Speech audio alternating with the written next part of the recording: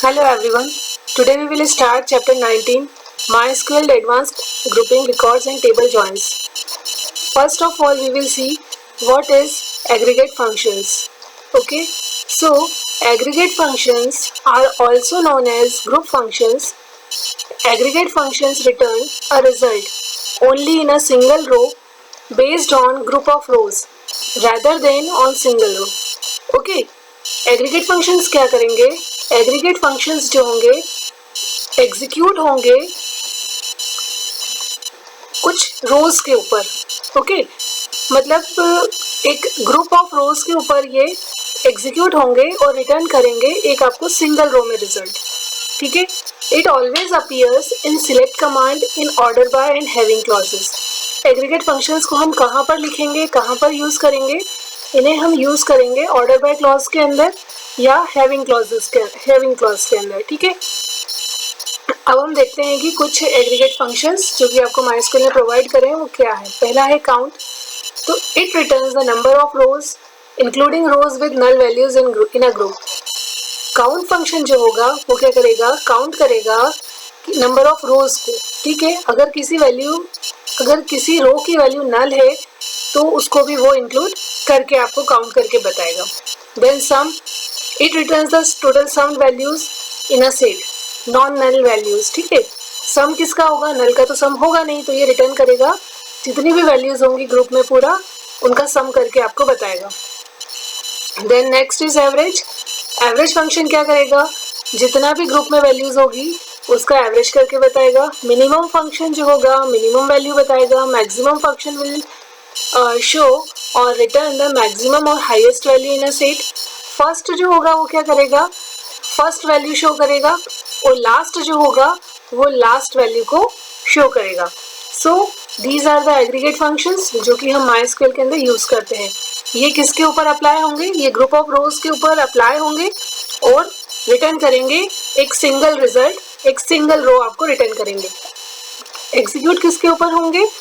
Group के ऊपर होंगे और रिटर्न करेंगे सिंगल वैल्यू. ठीक है, count, sum, average, minimum, max, first, last, ये कुछ एग्रीगेट फंक्शंस हैं जो कि हमने पढ़ना है. अब पहले देखते हैं हम इसके अंदर group by clause. Group by clause क्या होती है?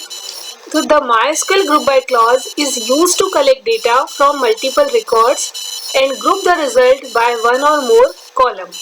It is generally used in a select statement. क्या करती है ग्रुप बाय क्लॉज? ग्रुपिंग करेगी. नाम से पता चलता है कि ग्रुप बाय क्लॉज क्या करेगा? ग्रुपिंग करेगी.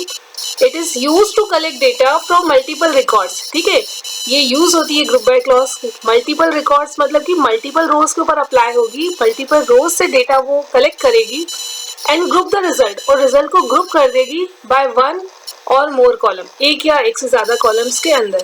कहाँ पर यूज करते हैं हम? It is generally used in select statement. Select statement में यूज होती है ग्रुप बाय क्लॉज. और you can also use some aggregate functions like count, sum, minimum, maximum, average etcetera on the group column. आप group by clause में, जैसा कि अभी हमने ऊपर एग्रीगेट फंक्शन में पढ़ा ही था कि ये ग्रुप बाय क्लॉज में यूज होते हैं.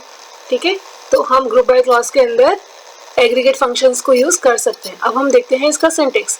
Select, expression 1, expression 2, expression N. ठीक है, ये जितना भी आपको एक्सप्रेशंस लेना है लोगे. फिर अगर आपने जितने कॉलम से एक्सप्रेशन 1 2 क्या है, कॉलम्स नेम है, ये आपने लिखा. इसके बाद आप लास्ट के अंदर कोई एग्रीगेट फंक्शन लगा सकते हो किसी भी पर्टिकुलर कॉलम के ऊपर. ठीक है, फ्रॉम टेबल्स. अब ये वैल्यू कहाँ से आ रही है? आप टेबल का नाम लिखोगे. देन वेयर कंडीशन लगाओगे जो कि ऑप्शनल है. जो भी ये रेक्टेंगुलर ब्रैकेट के अंदर आपको जो भी चीजें लिखी रहती हैं ये क्या कहलाती है? ऑप्शनल रहती हैं, और जो इसके बाहर रहेंगी वो कंपलसरी है. तो where clause compulsory. Group by हम किसके थ्रू कर सकते हैं? यहाँ जो वैल्यूज आ रही हैं इनमें से किसी के भी ऊपर हम ग्रुप बाय लगा सकते हैं. ठीक है, अब पैरामीटर्स मतलब कि यहाँ पे जो चीजें यूज हुई हैं तो ये क्या है? Expression 1, expression 2 up to expression N. It specifies the expressions that are not encapsulated within an aggregate function. ठीक है, and must be included in the group by clause. It specifies the expressions that are not encapsulated within an aggregate function. मतलब कि ये जो value होंगी expression 1 2 3 की ये 1 2 3 and so on an तक जो भी वैल्यू होंगी ये क्या होंगी, ये वो वैल्यूज होंगी जो कि हम इसके अंदर यूज नहीं करेंगे, ठीक है। और इनको हमें इंक्लूड करना होगा किसके अंदर, ग्रुप बाय के अंदर, ठीक है। नेक्स्ट, ये जो आपने यहाँ एग्रीगेट फंक्शन लिया ये क्या हो सकता है, तो ये कोई भी एग्रीगेट फंक्शंस हो सकते हैं जो कि अभी हमने पढ़े। It specifies the function such as sum, count, minimum, maximum, average etcetera, ठीक है।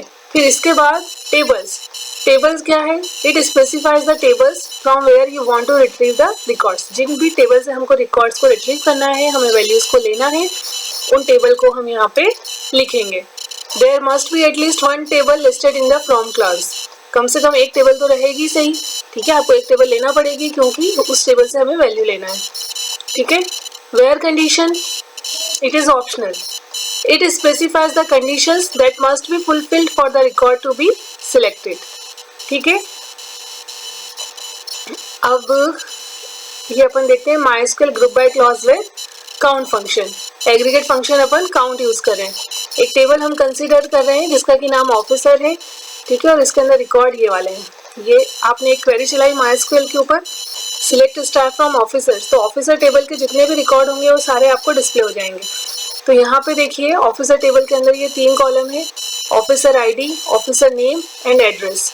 ऑफिसर आईडी के अंदर ये 4 वैल्यू है 1 2 3 4, ऑफिसर नेम में अजीत, दीपिका, विमल, राहुल, ये 4 वैल्यूज है। एड्रेस के अंदर ये मऊ, लखनऊ, फैजाबाद, लखनऊ, ये 4 वैल्यूज डलेनी है, ठीक है। ये हमने ऑफिसर टेबल के अंदर ये वैल्यूज रखी हैं। अब हम क्वेरी चलाते हैं काउंट एग्रीगेट फंक्शन को यूज करके, ठीक है।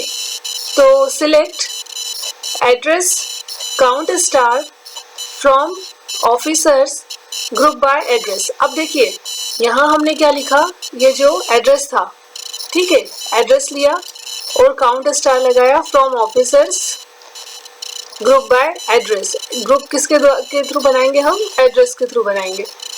अब देखो यहाँ पर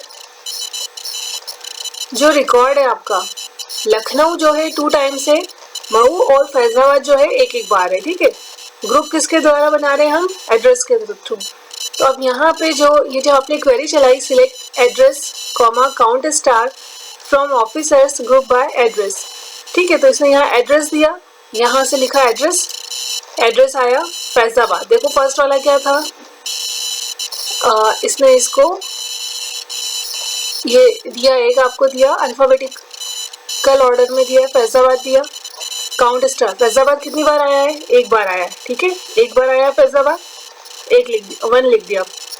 देन लखनऊ, लखनऊ कितने टाइम्स है, 1 टाइम्स, नहीं सॉरी, लखनऊ 2 टाइम्स है, 1 एंड 2, ठीक है। तो उसने काउंट करके 2 लिख दिया, Lucknow 2 times, then Mau 1 time, ठीक है। तो इस तरीके से काउंट ने क्या करा, एड्रेस को लिया, एड्रेस कॉलम लिखा और एड्रेस को काउंट करके हमें शो कर दिया, ठीक है। अब हम यूज करते हैं MySQL group by clause with sum function. अब सम फंक्शन, यहाँ हम एक एम्प्लॉय टेबल को कंसीडर कर रहे हैं, इसके अंदर ये डेटा है, ठीक है। ये देख लो, एक एम्प्लॉय आईडी है, employ name, working date, working hours, ठीक है। ये सारे कुछ एम्प्लॉयज हैं, अजीत, अयान, मिलन, रुचि, अजीत, अयान, रुचि, मिलन, अजीत, मिलान, ठीक है। ये हमने लिए हैं। अब हम क्या करें, ग्रुप बाय क्लॉज के अंदर सम फंक्शन को यूज कर रहे हैं। Now the following query will group by the example using the sum function and return the employee name and total working hours of each employee. क्या करेगी ये, एम्प्लॉय का नाम बताएगी और उसके टोटल वर्किंग आवर्स बताएगी, ठीक है। जैसे अजीत कितनी बार है, अजीत 3 टाइम्स है, इसका देखो यहाँ 12 आवर्स है, यहाँ पे 12 आवर्स है और यहाँ पे 12 आवर्स है, तो कितना हो जाएगा 36, ठीक है। अपन क्वेरी एग्जीक्यूट करते हैं। क्वेरी कैसे लिखोगे, सिलेक्ट ईएमपी नेम, सम करना है किसका, वर्किंग आवर्स का, और ये जो वर्किंग आवर्स के ऊपर लिखा हुआ आएगा, क्या लिखा हुआ आएगा, total working hours from employees group by EMP name. जो यहाँ लिखा है उसी को यहाँ लिखना पड़ेगा, ठीक है, ग्रुप बाय ईएमपी नेम। अब जब ये क्वेरी एग्जीक्यूट होगी, ये जो लिखा आपने क्वेरी एग्जीक्यूट हुई, select EMP name comma sum working hours is total working hours from employ group by EMP name. तो देखो अजीत के अभी हमने काउंट करे थे 36, वो आ गए, इसी तरह से अयान का कैलकुलेशन हुआ, तो अयान का कितना है, यहाँ से 10, यहाँ से 10 और